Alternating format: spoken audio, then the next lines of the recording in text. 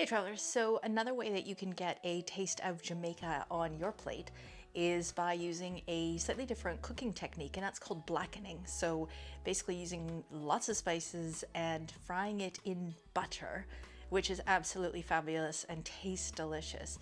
So we're going to show you how you can make your own mix at home and you can fry up this tasty dish. Let's check it out.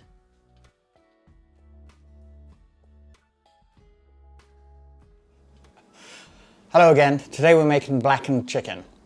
You can buy store-bought blackening spice, but I prefer to make it at home, and chances are you will have all the ingredients in your spice rack and spice drawer and spice cupboard. And you can also, that allows you to change some of the flavors in the blackening spice, whether you make it hotter or have other items into it. So I've got the ingredients here, and we'll just quickly run through them. So we have paprika, onion powder, white pepper, and black pepper. You're supposed to use cayenne, but we don't have any, so I'm using this ground hot chili. Garlic powder, basil, oregano, or oregano for the English and Africans. And these are not chocolate goji berries, it is actually cumin, by that excellent writing there. We buy big bags of cumin, hence it being in the most easy container we could find. We also have Italian style seasoning. The recipe calls for thyme, dried thyme, but we don't have any, but you will find that there's dried thyme in the Italian seasoning, and so that just is a good substitute. I think you can actually substitute most of these ingredients. I would say the key one is always going to be the paprika and the hot spice, whether that's cayenne or a hot chili or a peri-peri. So once you put all of your ingredients together, you end up with a product looking something like this. Okay. So today we're going to cook in the cast iron skillet. Actually, cooking the cast iron skillet with blackening is pretty much the best way to do it. We're cooking with butter, and we're going to cook outside on the barbecue, because once you get the butter really, really hot and bubbling, and you put the chicken in there, it's going to make a hell of a mess, and I'd prefer to clean up outside than clean up the walls and the stove and everything. What we're going to do now is dredge the chicken in the blackening spice. I'll use my hands to do this. It's easier than using tongs. You just get a better grip and a better coverage of the blackening spice on the chicken. So let's get started.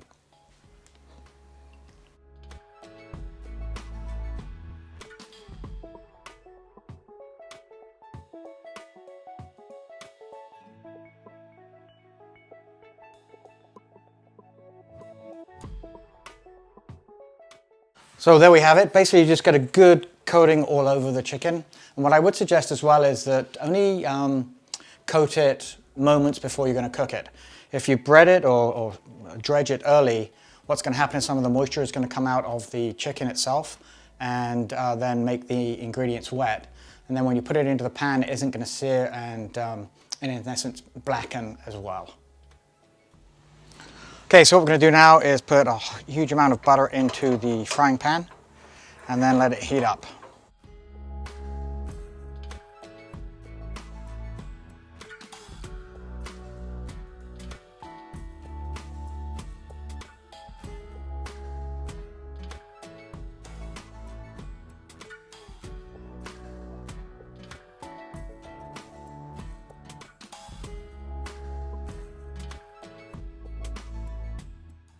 So we've got the butter into the cast iron skillet, and what you're going to wait for is until it is actually bubbling. So you'll see little bubbles coming up from the butter. It's quite unique to how butter boils.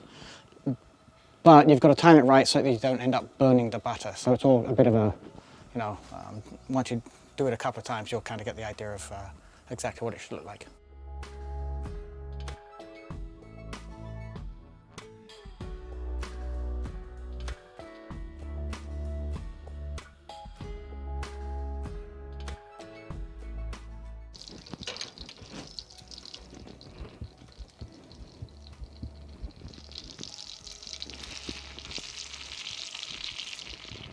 I just put the chicken in. Ideally, when you are placing it in, you want to place it so that the the end, how do I say that? The front end goes in first, and you put the second piece down so that you're not getting splashed.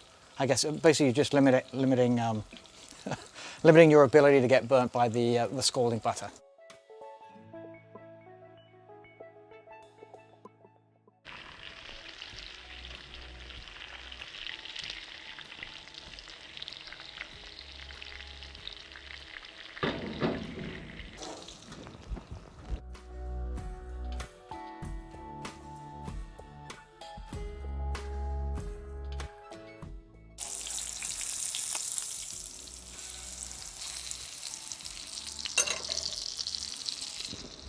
So we kept the temperature as hot as possible. You need the heat in the butter to really sear and blacken or burn the spices. You can see on the back end of this piece here, that's kind of coming along right where we want it. So we will flip this again. Flip it one more time. The pan would have got hotter and hotter as we were cooking, and I just want to finish off the top side and just make sure that the thick end of the chicken is cooked as well. Oh.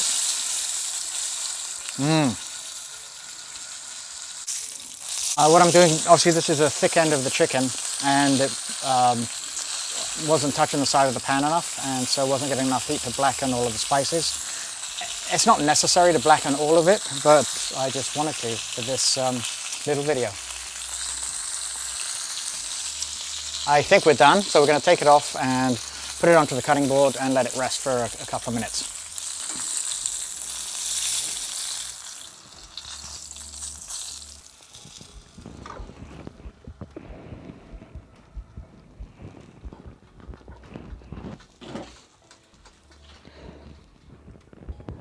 So as I say, the proof of the chicken is in the eating, so we're going to slice it, have a look, and have a taste.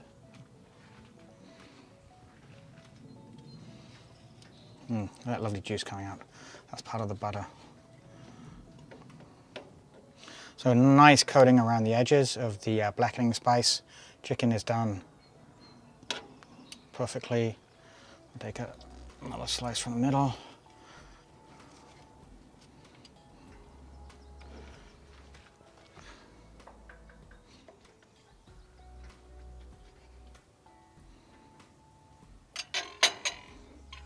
Oh, I'm going to taste this one.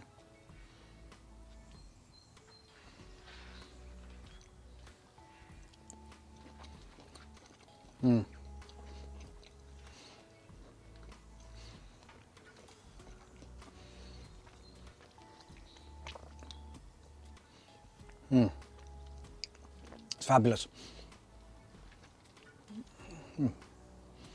Usually I'm like 2 chews in a swallow, but that I will chew slowly. You just get the whole flavor coming through your mouth, and then the juice of the chicken comes through as well.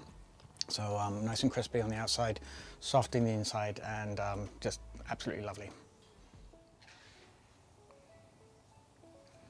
All right, so now I'm going to give it a try. It looks lovely. It smells amazing. If you could smell it while it was cooking, I'm surprised half the neighborhood's not over here wanting a bite. Let's give it a try.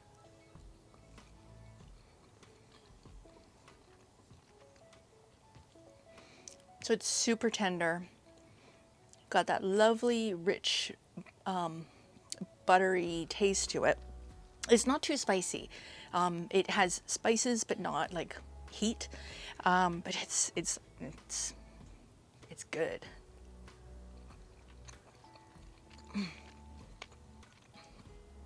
Even the hummingbirds come over to check it out. So that would be great, just having it chunks on a salad. You could put it in a burger, but I think it's a bit of a waste. But as Dean says, you can have it with salmon, chicken, steak, really anything. And it's kind of a fancy, indulgent treat for you. So enjoy. Oh, and if you enjoyed the video, please give us a thumbs up and don't forget to subscribe so you don't miss out on future videos. See you next time.